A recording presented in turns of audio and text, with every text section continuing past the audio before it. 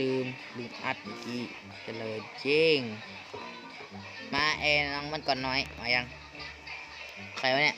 อ๋อโอเคมาบนพระที่เองอยากได้มาโอ้โหผลพิษไปแล้วเรียบร้อยผลพิษไปแล้วไม่อยู่แล้วเดี๋ยวอีไปนะพี่จะไปแจกมาอีกคนนึงอีกคนนึง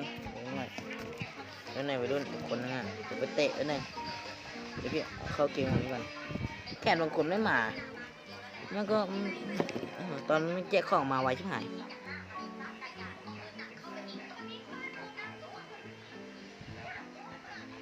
โอเคมาแล้วมาเอาของเองละเอามีผลอะไรผลพระมีเองมีไม่ใช่ผลพระมีแล้วไอ้รหัสมาสุ่มใหม่ไม่เป็นไรเดี๋ยวเอารหัสหนึ่งก่อนได้พี่จะสุ่มใหม่ให้เองนะพี่เติมกันเหรอโอเคได้เลย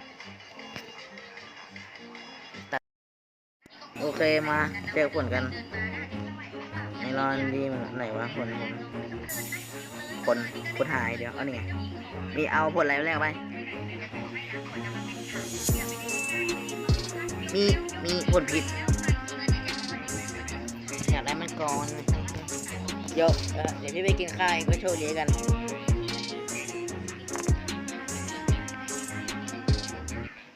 โอเคมาจบคลิปจบเพียงเท่านี้ไปละอีไปได้